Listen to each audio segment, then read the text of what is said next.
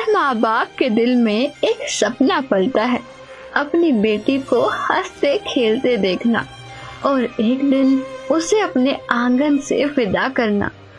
बचपन से ही उसकी हर हंसी, हर कदम उस दिन की तैयारी होती है जिस दिन उसकी डोली सजेगी। लेकिन इस सपने के पीछे एक सच्चाई छुपी है, एक ऐसा सच जो कई बार खुशियों को छीन लेता है। दहेज का लालच, दिखावे की दौड़ और वो रिवाज जो न जाने कितने घरों की नींव हिला चुके हैं। कितने ही माँ बाप अपनी पूरी जमा पूंजी, यहाँ तक कि कर्ज तक सिर्फ एक दिन के लिए लुटा देते हैं, कभी अपनी मर्जी से और कभी मजबूरी में। और कई बार शादी साथ निभाने का वादा नहीं बल्कि दहेज हड़पने की चाल बन जाती है। लेकिन इस अंधी दौड़ में एक ऐसे महापुरुष भी हैं जिन्होंने इस कुप्रथा को जड़ से खत्म करने का बीड़ा उठाया है, जिनकी मुहिम ने लाखों जिंदगियों की दिशा बदल दी और जिनकी शिक्षा ने बेटियों को इज्जत और सुरक्षा का हक दिलाया। अब हमने ये प्रतिज्ञा करनी है कि ना दहेज लेंगे ना देंगे, चाहे ब्याह हो चाहे ना हो। और क्यों, कैसे ना होगा? वाह भाई वाह, भगवान ने संस्कार जोड़ रखे, उसने मिटा कौन देगा? यदि कर्म तेरे पावन है सभी, डूबेगी नहीं तेरी नाव कभी। तेरी बाह पकड़ने को वो भेष बदल के आएगा, पता नहीं किस रूप में आकर नारायण मिल जाएगा, पता नहीं किस रूप में आकर नारायण मिल जाएगा। ये कहानी है उस बदलाव की जिसकी प्रेरणा हमें संत रामपाल जी महाराज जी के सत्संग प्रवचनों से मिली, और एक ऐसी बेटी की जिसके माँ बाप ने उसकी मुस्कान के लिए अपनी हर ख्वाहिश, हर सांस कुर्बान कर दी।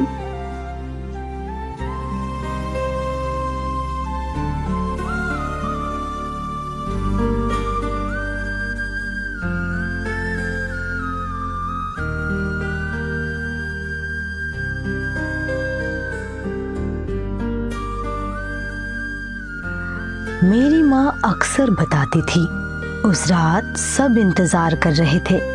पिता दुकान जल्दी बंद करके लौटे थे, दादी लगातार मन्नतें मांग रही थी, सबकी निगाहें एक ही उम्मीद पर टिकी थी। देख लेना, लड़का ही होगा। रिया का भाई आने वाला है। बेटी हुई है। और फिर मेरी बड़ी बहन पैदा हुई, लेकिन उस खुशी के साथ जो खामोशी आई, वहीं से हमारी कहानी की शुरुआत हुई।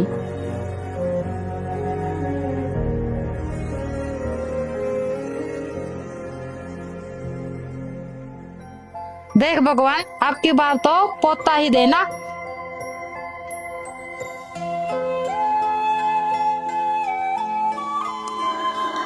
माँ बताती थी उन दिनों लड़का पाने के लिए लोग क्या क्या नहीं करते थे, पूजा, तांत्रिक, ताबीज, पर किस्मत के लिखे को कौन बदल सकता है।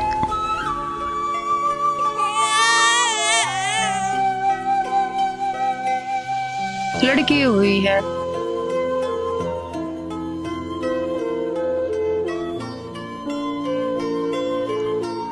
उस रात खुशियों की जो तैयारी थी वो सन्नाटे में बदल गई, और उसी सन्नाटे में मैंने पहली सांस ली, दूसरी बेटी बनकर।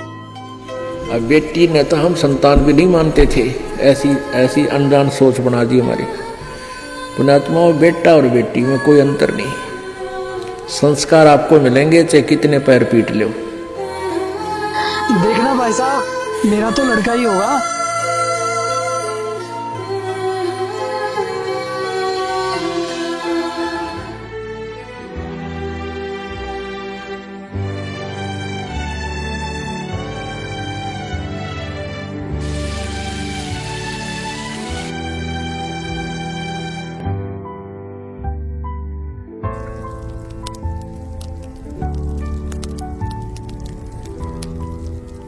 देख बेटा, रोटी जरा ठीक से सेक, कच्ची ना रह जाए।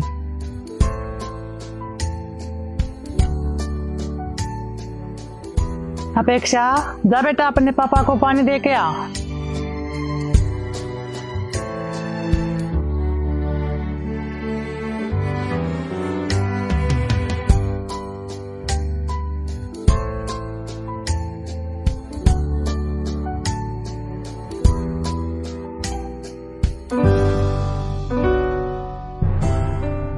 रुक जा गरिमा, रुक जा।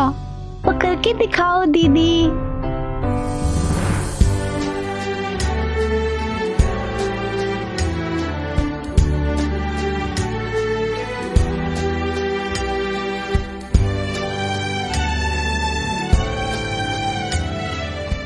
अपना ख्याल रखना, ज्यादा इधर उधर किसी से बात मत करना, और हाँ, खाना टाइम से खा लेना।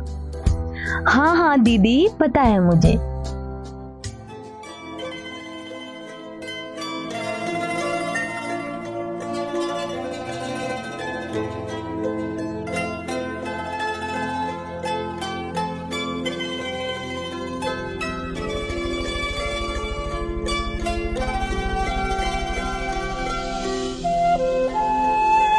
अरे सुषमा, कैसी हो? ठीक हो ना? हाँ बहन जी, सब ठीक है, बस गृहस्थी में लगी हूँ। जा बेटा, ये अंदर रख दे। ठीक है मम्मी। सुषमा, लड़की बड़ी हो रही है। अरे मेरी दिल्ली वाली बहन सुमन को जानती हो ना, उसके लड़के ने अभी अभी डॉक्टरी की पढ़ाई पूरी की है और शहर में अपना छोटा सा क्लिनिक खोला है। मैं सोच रही थी अपनी अपेक्षा के लिए बात कर लेते, क्योंकि वो खानदानी लोग हैं और वो अपने बेटे के लिए सर्वगुण संपन्न बहू ढूंढ रहे हैं। ठीक है, मैं इसके पापा से बात करके बताती हूँ।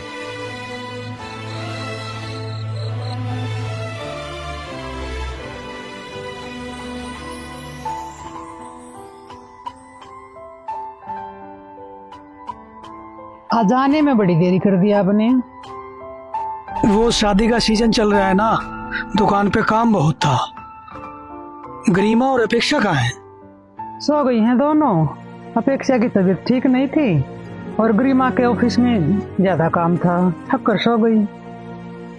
वो साहिल की मम्मी मिली थी आज, अपेक्षा के रिश्ते के लिए बोल रही थी। अच्छा, लड़का डॉक्टर है। डॉक्टर है तो दहेज भी अच्छा ही देना पड़ेगा। पर हम इतना करेंगे कहाँ से? दूसरी बेटी भी तो है। बेटी खुश रहनी चाहिए, कुछ ना कुछ तो कर ही लेंगे।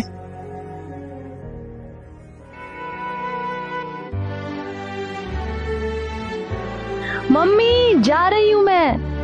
गरिमा रुक, टिफिन लेती जा।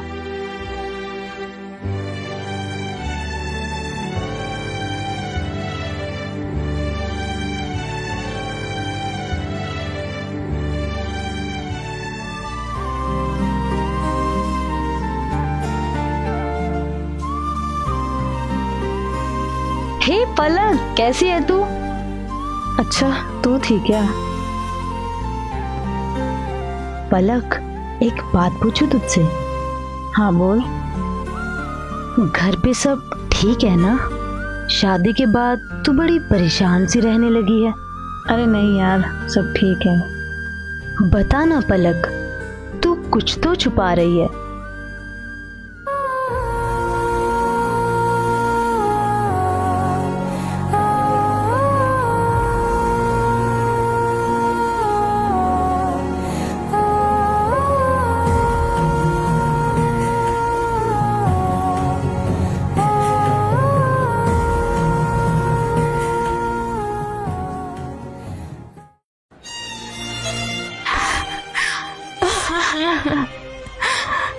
तूने अंकल आंटी को बताया? नहीं गरिमा, तू जानती है ना मम्मी पापा मुझसे कितना प्यार करते हैं। मेरी खुशी में ही उनकी खुशी है। अगर उन्हें ये सब पता चलेगा तो उनको बहुत तकलीफ होगी। अच्छा पलक, मुझे ये समझ नहीं आ रहा तुम ये सब क्यों सहन कर रही हो? अरे तुम इतनी पढ़ी लिखी हो, जॉब करती हो, तो क्यों बर्दाश्त कर रही हो ये सब? बस इसी उम्मीद में कि शायद आने वाला वक्त अच्छा होगा।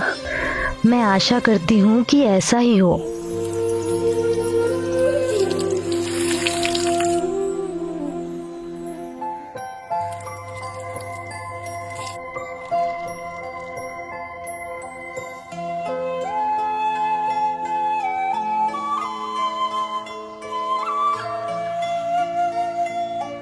लीजिए भाई साहब।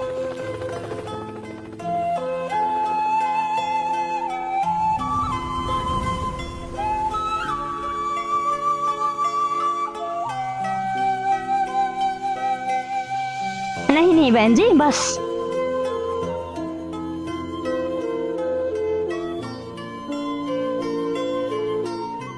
माफ करना भाई साहब।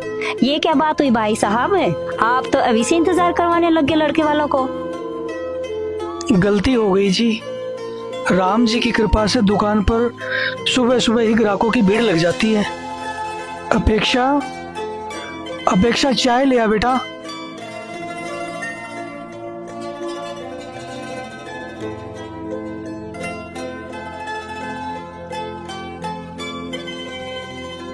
वैसे क्या क्या सिखाया है आपने अपनी बेटी को? जी, ये सारा खाना अपेक्षा ने ही बनाया है। घर संभालना हो या पढ़ाई, हर चीज में अच्छी है हमारी बेटी। कि बेटी तो हमें पसंद है। चलो अब कुछ लेने देने की बातें कर लेते हैं। आखिर आपकी बेटी के लिए तो मांग रहे हैं। हम अपनी हैसियत से ज्यादा ही देने की कोशिश करेंगे। तो चलिए भाई साहब, फिर शादी की तैयारियां शुरू कीजिए।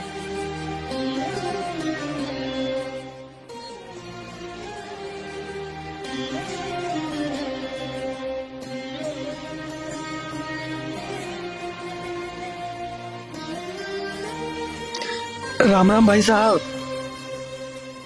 अच्छा, अपेक्षा बिटिया की शादी है क्या? हाँ भाई साहब, आपकी तरह थोड़ी ना समाज के सारे रीति रिवाज ठुकरा कर अपने गुरुजी के कहने से रिया बिटिया की शादी बगैर दहेज के कर दी। बताइए भाई साहब, क्या आदर होगा उसका ससुराल में? अरे भाई, वो दुखी नहीं है, परमात्मा उसके साथ है। वो अपना भक्ति रूपी धन लेकर गई है। बस बस भाई साहब, ठीक है, रहने दो।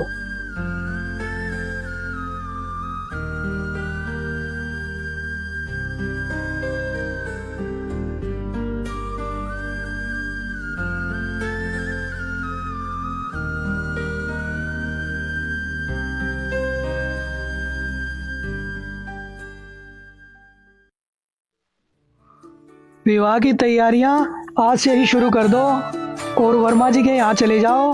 टेंट वालों को सारा काम समझा दो। बारात धर्मशाला में नहीं, होटल में ठहरेगी। कोई कमी नहीं रहनी चाहिए। और गरिमा बेटा, मेहमानों की लिस्ट जल्दी से तैयार कर दे। और घर के पेंट का काम भी समय रहते पूरा हो जाना चाहिए। जिस तरह की शादी का सपना देख रहे हो, कुछ अंदाजा भी है उसमें कितना खर्चा होगा? दुकान तो पहले गिरवी रखी हुई है, अब क्या घर को भी बेच दोगे? छोटी बेटी का भी तो ब्याह करना है, उसके लिए क्या बचेगा?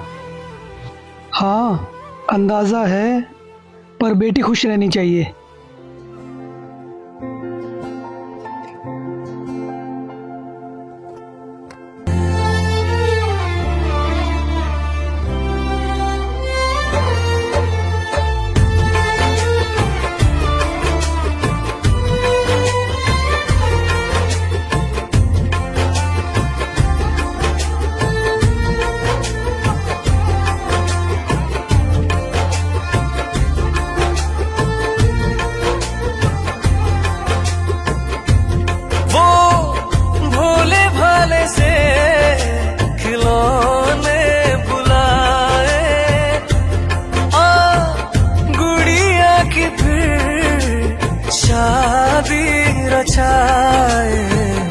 बचपन की बातें यादों में आए, बेफिक्रियों के मौसम बताए।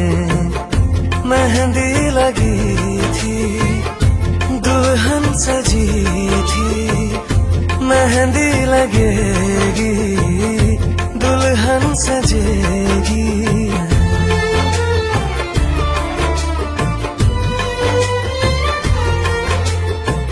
होश था ना कोई ना था ठिकाना, खेल थे सच सभी झूठ था जमाना, फर्क था ना कोई दूरी, रोने का हंसने का एक था बहाना, कागज पे चेहरा मेरा फिर से बना दे तू, चेहरे पे टेढ़ी मेढ़ी आंखें लगा दे तू।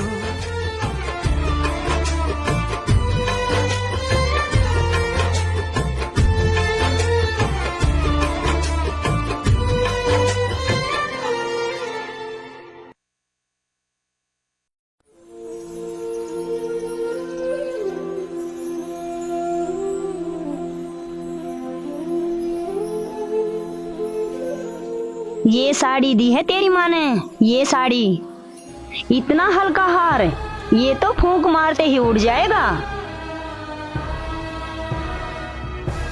भूखे घर की यही सिखाया है तेरे माँ बाप ने।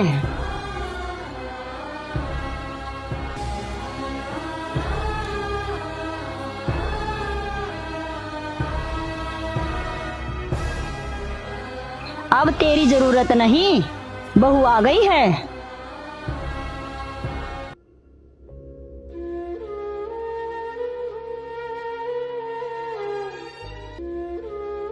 माँ, वैसे भाभी है तो सुंदर।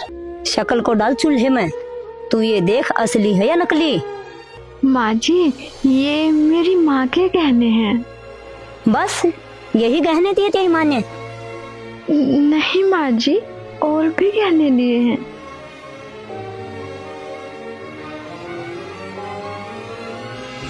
ओहो, क्या घटिया साड़ी है। ये तो उससे भी घटिया है। इससे अच्छे कपड़े तो हमारी नौकरानी पहनती है। ये फिर भी ठीक ठाक है, इसे मैं रख लेती हूँ। हाँ हाँ रख ले, किसी को पूछने की क्या जरूरत है।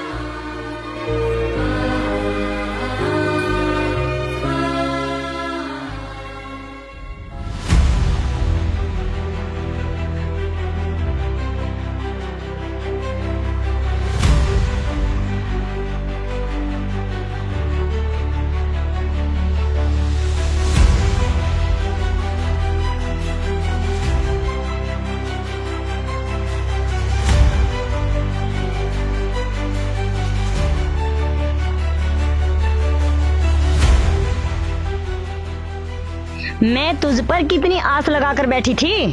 तेरी शादी में लड़की वालों से fridge, washing machine, AC, 10 kilo सोना, 20 लाख नगद और एक बड़ी गाड़ी लूंगी। लेकिन हाय हाय, मेरी तो किस्मत ही फूटी है जो ऐसे भूखे घर की बहू मिली।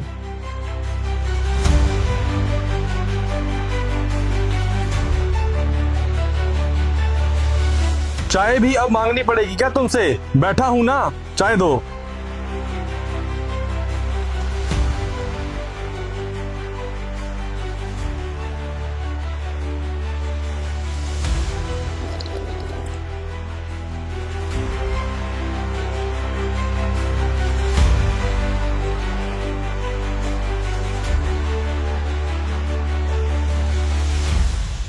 अच्छा सुन, अपने बाप को फोन कर और उनसे बोल 5 लाख रुपए चाहिए 2 दिन में।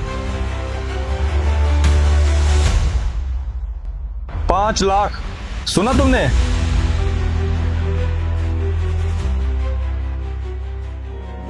नैना जो सांझ ख्वाब देखते थे, नैना बिछड़ के आज रो दिए हैं यूं। नैना जो मिल के रात जागते थे, नैना शहर में पल के मीचते हैं यूं। जुदा हुए कदम जिन्होंने ली थी ये कसम, मिलके चलेंगे हरदम, अब बांटते हैं ये गम। भीगे नैना जो खिड़कियों से झांकते थे नैना, घुटन में बंद हो गए हैं यूं।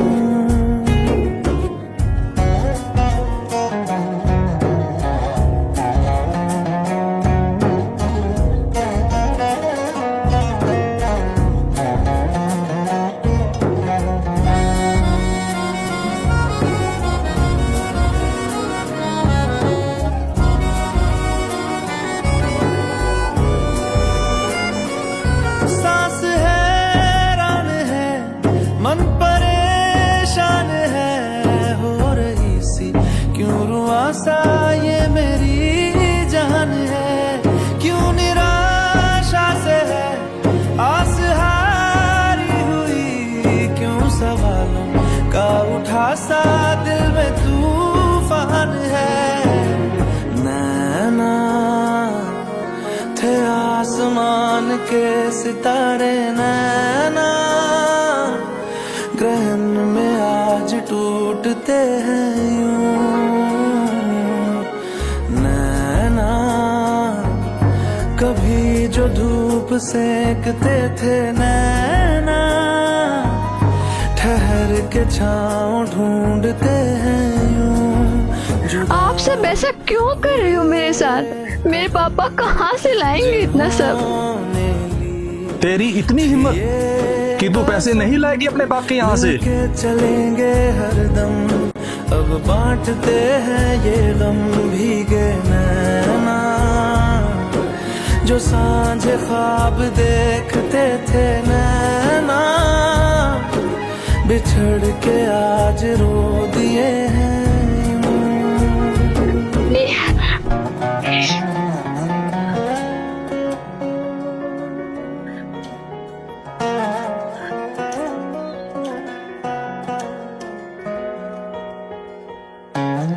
अब मर बिना पानी के।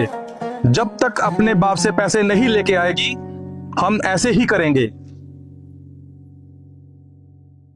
नैना जो सांझ ख्वाब देखते थे, नैना बिछड़ के आज रो दिए हैं यूं।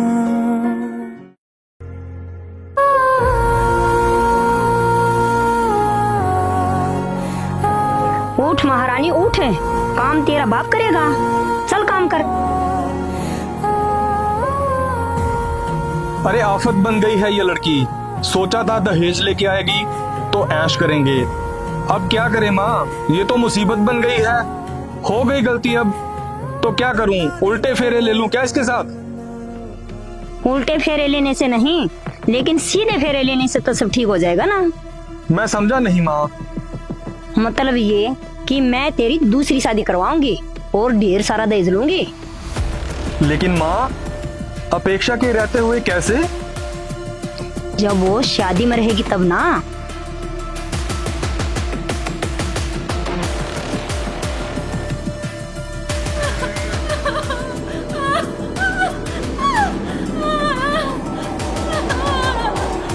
बिटिया, ससुराल में सबका दिल जीतना, लड़ झगड़ कर रूठ कर कभी वापस मत आना। बेटा, कुछ भी करने से पहले समाज में मेरी इज्जत का ख्याल रखना। देख, तेरी छोटी बहन भी है, नहीं तो कौन थामेगा उसका हाथ। तेरा एक गलत कदम उसकी जिंदगी बर्बाद कर देगा।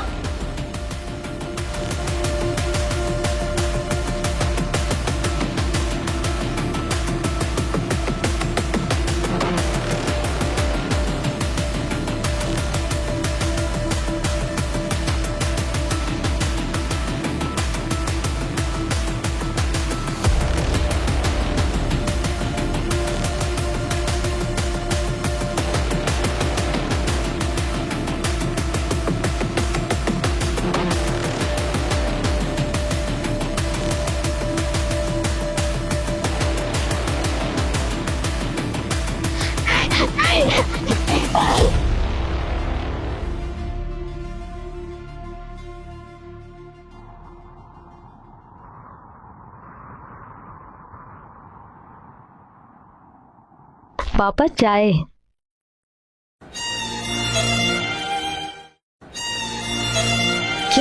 क्या हुआ पापा?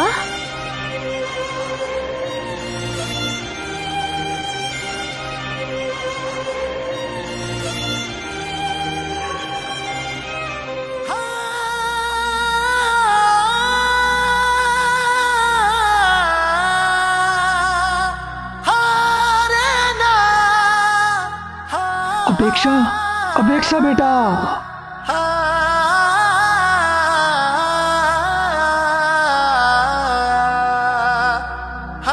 खाना नहीं बनाती थी बहन जी, घर नहीं संभालती थी आपका, क्यों मार दिया इसे?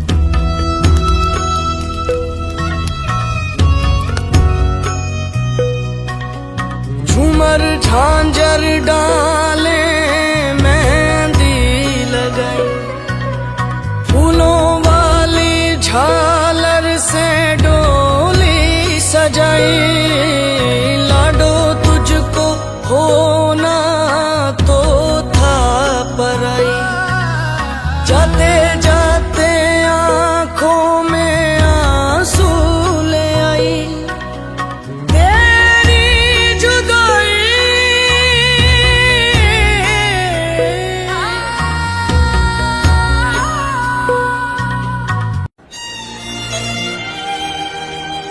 हेलो पलक,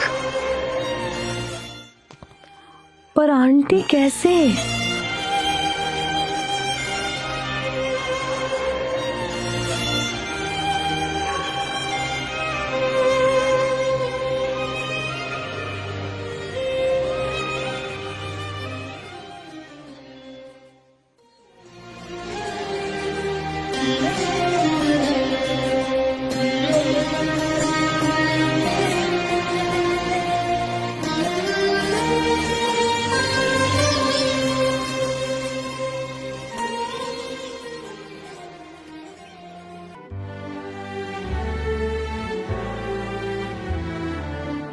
मुझे पता है तेरा दर्द कितना गहरा है, पर गरिमा टूटना मत, तुझे संभलना पड़ेगा।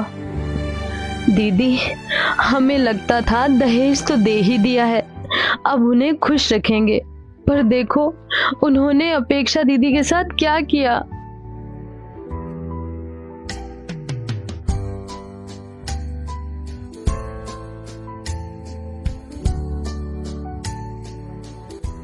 बेटी, तू ठीक तो है ना?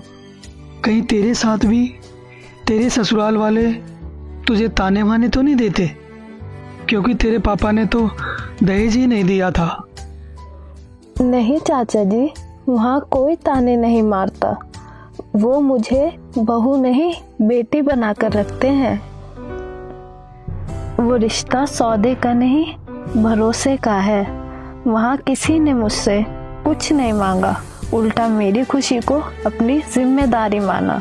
मुझे माफ कर दो भाई साहब, मैंने आपको बहुत बुरा भला कहा। सोचा दहेज ही बेटी की ढाल है, वही उसे ससुराल में सम्मान दिलाएगा, लेकिन दहेज देकर भी मैंने अपनी अपेक्षा को खो दिया। पलक, अपेक्षा दीदी दोनों दहेज के लालचियों की शिकार बनी। मैंने सोचा था नौकरी करूंगी, पैसे कमाऊंगी, सब सही होगा। अब समझ आया ये तो ऐसा लालच है जो कभी खत्म नहीं होता। गरिमा, बदलाव पैसे से नहीं सोच से आता है। मैंने वहां जाकर देखा सम्मान का रिश्ता कैसा होता है। जब शादी दिखावे से नहीं भरोसे से परमात्मा को साक्षी मानकर होती है, तब पैसों का दहेज नहीं, सद्भक्ति का दहेज बेटी के साथ जाता है। तब बेटी रोती नहीं, खिलखिलाती है। जीवन की सारी आपत्तियों से परमात्मा रक्षा करते हैं। तो परमात्मा की शरण में आने के बाद वही विवाह आज आप देख रहे हो, उस परमेश्वर की कृपा से परमात्मा ने हमारा ज्ञान हटा दिया। यहाँ पर बच्चों का विवाह करा दिया जाता है और 5-7 भगत उनके रिश्तेदार आते हैं, घर वाले, और यहाँ आश्रम में उनका 10 रुपए खर्च नहीं होता। सिंपल रोटी जो रोज हम बनाते हैं वही खाएंगे। ये ड्रामाबाजी हमने नहीं करनी। बच्चों का संयोग परमात्मा जोड़ता है। हमारे इस नाटकबाजी से विवाह नहीं होता। विवाह तो मालिक ने कर रखा होता है और वचन से बच्चे एक दूसरे से जोड़े जाते हैं।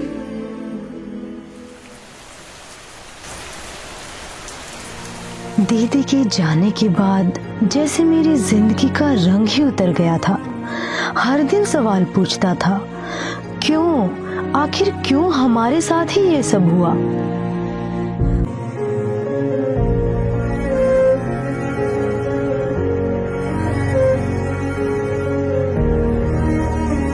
मैंने सोचा, अगर दुनिया में भगवान है तो उन्होंने हमारी रक्षा क्यों नहीं की, या फिर क्या मैं उन्हें पहचान ही नहीं पाई।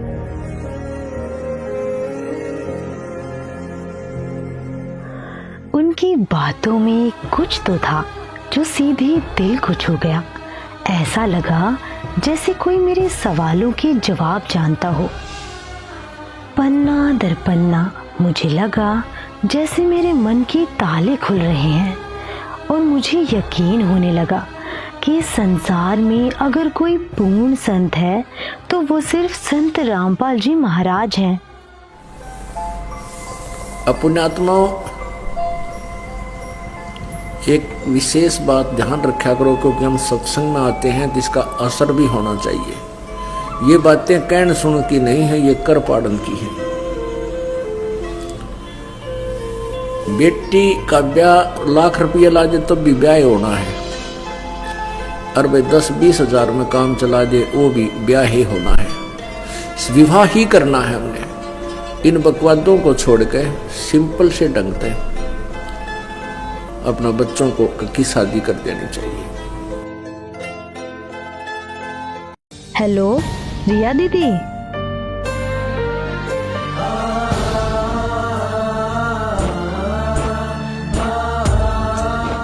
पापा, मम्मी, आज मैंने संत रामपाल जी महाराज जी से नाम दीक्षा ले ली है। तूने उससे नाम ले लिया? ये सब इतना आसान नहीं था। पहले मुझे भी लगता था कि सुख तो पैसा, शोहरत और दिखावे में है, लेकिन अब समझ आया असली सुख तो सिर्फ परमात्मा की शरण में है। जैसे मेरे मन के ताले खुले, वैसे ही मम्मी पापा के भी खुल गए और आखिरकार उन्होंने भी सच को पहचान ही लिया। भाई साहब, गरिमा बिटिया की रमैनी है। परमात्मा ने बड़ी दया की कि तुम समझ गए भाई। काश ये मैंने समय रहते समझा होता। जब शादी सौदे का नहीं, भरोसे का रिश्ता हो तो बेटी रोती नहीं, खिलखिलाती है, और जब परमात्मा की शरण में बंधन बनता है तो जीवन की हर मुश्किल आसान हो जाती है। कभी औरत को पति की चिता पर जला दिया जाता था, आज तो पति ही जिंदा जला देता है अपनी पत्नी को। शादी बराबरी का रिश्ता है, फिर क्यों इसे हमने पैसों और दहेज का सौदा बना दिया। हर दिन कितनी बेटियां जलती हैं, कितनी जहर पीती हैं, कितनी ही डरते डरते अपनी जिंदगी हार जाती हैं, और हम सब चुप खड़े बस देखते रहते हैं। दहेज एक ऐसा लालच है जिसका अंत कभी नहीं होता। आज तीज त्योहार, कल बच्चे का जन्म, फिर किसी और की शादी, मांग बस बढ़ती ही जाती है। याद रखो, दहेज देकर बेटी की शादी तो हो सकती है, लेकिन उसके लिए प्यार और इज्जत कभी नहीं खरीदी जा सकती। आखिर कब तक बेटियां जलती रहेंगी, कब तक ये सिलसिला चलता रहेगा और कब तक हम नाकाम साबित होते रहेंगे? ये सिर्फ एक कहानी नहीं, एक चेतावनी है, एक उम्मीद है और एक ऐसा सच जिसे नजरअंदाज करने की कीमत हमारी आने वाली पीढ़ियां चुकाएंगी। अब जैसे बेटियां वैसे बोझ मान रखी थी दहेज के कारण, अब दहेज खत्म कर दिया, बिल्कुल समाप्त। ना बात, ना सूचक, ना कोथड़ी संधारा, बेमतलब की बकवास सारी हटवा दी। और हमारे बच्चे मान गए, मेरे बच्चे, ये बिल्कुल ये गलत था और ये जीवन अब जो जी रहे हैं ये है जीवन असली।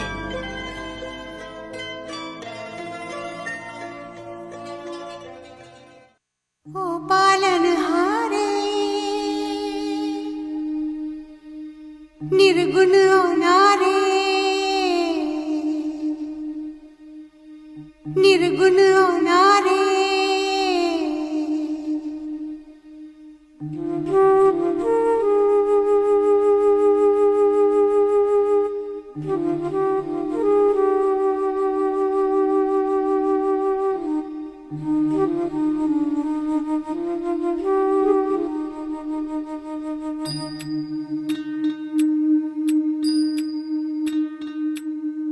ओ पालनहारे निर्गुण न्यारे, तुम्हरे बिन हमरा कौन नहीं। हमरी उलझन सुलझाओ भगवन, तुम्हरे बिन हमरा कौन नहीं। तुम्हें हमका हो संभाले, तुम्हें हमरे रखवाले, तुम्हरे बिन हमरा कौन नहीं। तुम्हें बिन हमरा कौन नहीं। लड़के की हमारे में कुविचार थे बहुत ज़्यादा। हम मतलब जगत के हिसाब से यही सोचते थे कि भाई लड़की का जो बोझ है बहुत ज़्यादा होता है। और मैं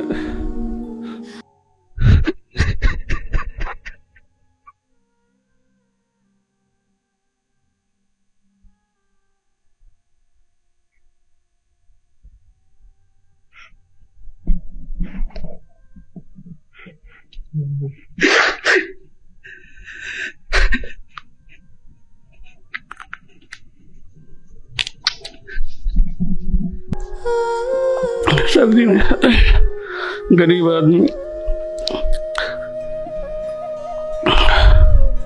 यही सोचता था कहाँ से इनकी शादी करूंगा। रात दिन चिंता बनी रहती थी यही। लेकिन जैसे ही मैं गुरु जी की शरण में आया, संत रामपाल जी महाराज की, मुझे पता लगा कि यहाँ पे बिना दहेज के शादी होती है। मुझे थोड़ी हिम्मत सी मिली। मैंने सोचा भाई चलो ये समस्या तो यहाँ पे गुरु जी की वजह से ठीक हो जाएंगी, बाकी परमात्मा जाने। धीरे धीरे मैंने एक बेटी की शादी करी। पहले बेटी की करी, बिना दहेज के करी। जो हमारे घर में वो लड़की आई है वो भी संस्कारी है, उन्होंने भी नाम ले रखा है सभी ने। और फिर हमने अपनी बेटी की शादी करी, वो भी भगत में करी हमने, वो भी संस्कारी हैं, सारे पढ़े लिखे परिवार हैं, अच्छा है। तीसरी बेटी की भी हमने शादी रामायण जी के द्वारा करी है, वो परिवार भी अच्छा है, संस्कारी हैं सब, कोई दिक्कत नहीं आई। हमने ये महसूस करा जो जगत में हमारे आसपास के रहने वाले लोग हैं जो 20-20 लाख रुपए लगा कर शादी कर रहे हैं, उनकी लड़की आजकल परेशान है। यहाँ पे संत रामपाल जी महाराज की शरण में आने के बाद जो हमने महसूस करा, जहाँ हम पहले थे जगत में, वहाँ तो लोग बाग जो है दहेज देने के बाद भी, 20-20 लाख रुपए खर्च करने के बाद भी उनकी जो बेटियां हैं, उनके पति जो हैं वो जुआ खेलना शुरू कर देते हैं, नशा करते हैं, दुनिया भर का मांस, मतलब दुनिया भर के घर में टेंशन रखते हैं। बेशक वो नौकरी भी करते हो, कुछ भी करते हो, लेकिन फिर भी जो है वो हमारी बेटी से अच्छे नहीं है। क्योंकि हमारे जो परिवार जहाँ पर हमने अपने बच्चों की शादी करी है, कोई भी किसी तरह का बुराई नहीं करता, ना शराब पीता है, ना कोई किसी तरह का मांस में मदिरा वगैरह करते हैं, बिल्कुल साफ सुथरे हैं।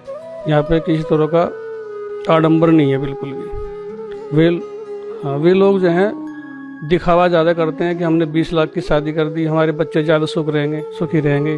लेकिन हमने ये महसूस करा कि उनके बच्चे सुखी नहीं है, वो तो हमसे भी ज़्यादा दुखी हैं।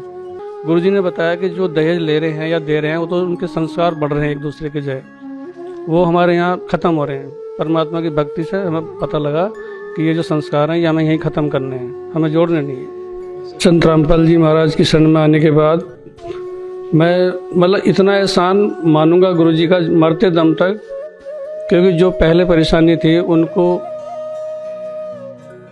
उसमें मैं इतना परेशान था कि मैं आत्महत्या तक की भी बात सोचता था दिमाग में कि मतलब जो है मैं अगर ये सुधार नहीं हुआ तो मैं ऐसे कर लूँगा, मैं कभी सभी बच्चों को जहर दे दूँगा या कभी मतलब निकल के चला जाऊँगा, इस तरह की बात दिमाग में आती थी।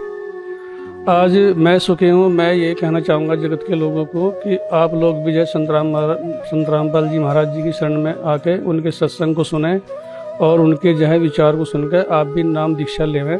आज के टाइम में दहेज को इतना बड़ा महाअभिशाप माना जाता है, जिसकी वजह से मतलब बेटियों को भी पेट में अगर पता चल जाए ना कि बेटी है कोख में, तो बेटी को कोख में मार दिया जाता है। आखिर क्यों ऐसे करते हैं? अगर पता भी चल जाए कि बेटी हुई है, अगर फिर पैदा होने के बाद भी बेटियों को कूड़े के ढेर पे फेंक देंगे। पहले तो पेट में मरवा देंगे, अगर वो बच भी जाती है तो फिर उसको कूड़े के ढेर पे फेंकवा देते हैं बेटियों को। आखिर ऐसा क्यों करते हैं और ये कब तक चलेगा ऐसा? अगर बेटी बड़ी भी हो जाती फिर भी उसको मतलब बोझ समझते हैं उस बेटी को भी कि हम इतना दहेज कहाँ से देंगे बेटियों को। एक बाप से पूछो कि वो बाप कैसे इतना मतलब दहेज इकट्ठा करेगा, कर्जा करेगा, उसको बोझ लगती है वो बेटी।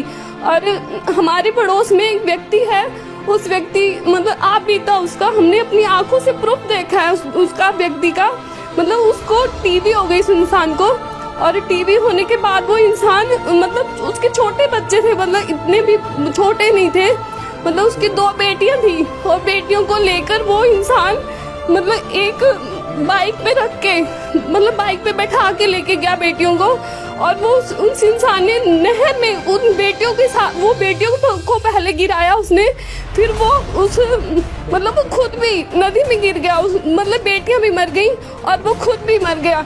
मतलब दहेज की वजह से मतलब आत्महत्या तक करनी पड़ती है आज के समाज में दुनिया को। और हमारे गुरुजी संत रामपाल जी महाराज जी ने इतना बड़ा उपकार किया इस दुनिया पर, इस मतलब पूरे विश्व में संत रामपाल जी महाराज जी ने दहेज प्रथा को बिल्कुल जड़ से खत्म किया। और हम इस संत रामपाल जी के इस उपकार को पूरे जीवन भर मतलब कि हम इस उपकार को भूल ही नहीं सकते कि हमारे संत रामपाल जी महाराज जी ने इतना बड़ा उपकार किया हम पे कि दहेज प्रथा को जड़ से खत्म कर दिया। कि आज जितने भी इनके अनुयायी हैं, 9.5 करोड़ अनुयायी हैं, इनका एक भी फॉलोवर्स मतलब दहेज लेता ही नहीं है। आप भले जाकर आप चेक भी कर सकते हो इनके फॉलोवर्स को कि कोई भी दहेज नहीं लेते। और इनके जो फॉलोवर्स हैं ना तो नशा करते हैं, एक कहते हैं ना सोने की चिड़िया कहते हैं, जैसे संत रामपाल जी महाराज जी ने आज वो समय ला के खड़ा कर दिया कि ये स्वच्छ समाज तैयार किया हमारे गुरुजी ने। मैं संत रामपाल जी महाराज जी को कोटि कोटि दंडवत प्रणाम करती हूँ। गुरुजी की वजह से, संत रामपाल जी महाराज जी की वजह से आज मैं भी एक महिला हूँ, मैं समझ सकती हूँ कि हाँ दहेज क्या होता है और इसकी वजह से कितना पीड़ित होना पड़ता है एक माँ बाप को भी कि वो बोझ बन के रह जाती हैं बेटियाँ। और हमारे संत रामपाल जी महाराज जी ने बिल्कुल जड़ से खत्म कर दी इन चीजों को।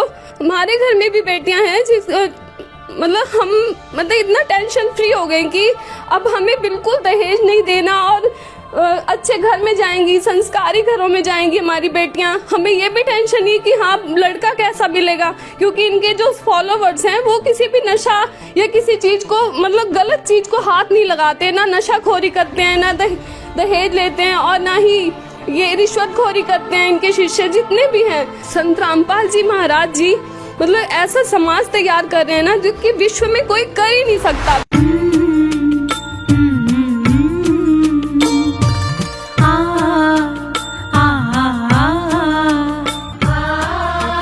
जीवन तुमने दिया है संभालोगे तुम, आशा हमें है विश्वास है, हर मुश्किल से विधाता निकालोगे तुम। जीवन तुमने दिया है संभालोगे तुम, आशा हमें है, विश्वास है, हर मुश्किल से विधाता निकालोगे तुम। जीवन तुमने दिया है, संभालोगे तुम।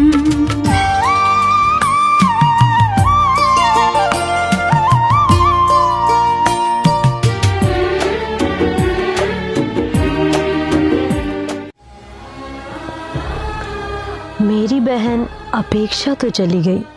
वो हंसी जो हमारे घर की जान थी, दहेज की आग में जलकर राख हो गई। मैंने अपनी आंखों से देखा है कैसे दिखावे और लालच ने एक पूरे परिवार की सांसें छीन ली। लेकिन मैंने ये भी देखा है कि बदलाव मुमकिन है अगर हम सही रास्ता चुने। संत रामपाल जी महाराज जी ने हमें वो विधि बताई है जिससे बेटी का मान बढ़ेगा और बेटा रिश्ते का असली अर्थ समझेगा। फेरों के स्थान पर बोली जाने वाली 17 मिनट की असुर निकंदन रामायणी, जो करोड़ गायत्री मंत्रों से भी उत्तम तथा लाभदायक है, जिसमें विश्व के सर्व देवी देव और पूर्ण परमात्मा का आह्वान तथा स्तुति प्रार्थना होती है, जिस कारण से सर्व शक्तियाँ उस विवाह वाले जोड़े की सदा रक्षा तथा सहायता करते हैं। इससे बेटी बची रहेगी, जीने की राह सुगम हो जाएगी और माँ बाप डर के साए में नहीं, गर्व के साथ अपनी बेटी को विदा करेंगे। मेरी बहन तो लौट कर नहीं आएगी, लेकिन आपकी बहन, आपकी बेटी, आपकी भांजी अब भी बच सकती है। दहेज मिटाओ, सद्भक्ति अपनाओ, हर बेटी का भविष्य बचाओ, क्योंकि बेटी कोई बोझ नहीं, वो तो घर की रोशनी है। और लड़की इसी कारण से हमारे लिए बोझ बन गई। एक गऊ जैसी आत्मा होती है बेटी की। हमने खूब देखा है, बेटा और बेटी रोटी खा रही है, माता पिता कोई बोलता है बेटे को एक वो काम कर, वैसे भी कहा ये काम करिए, बेटा तो कहेगा को नहीं करता। और बेटी रोटी खा रही होगी ना, खाना छोड़कर उठ कर चल पड़ेगी उस काम को करके आओगी। अब ये हमें बोझ क्यों बनाई? अपने ड्रामाबाजी से, अपनी बकवादों से, दहेज के कारण। तो इस प्रकार हमने इस हर तरह की जो बुराई हमारे समाज में घर कर गई, इसको भी आपने बहुत गहराई से सोच कर एक मर्यादा मार के उद्देश्य से नहीं कि मैंने कह दिया आपने शुरू कर दिया, नहीं, ये नियम ना समझना, ये आवश्यकता समझना।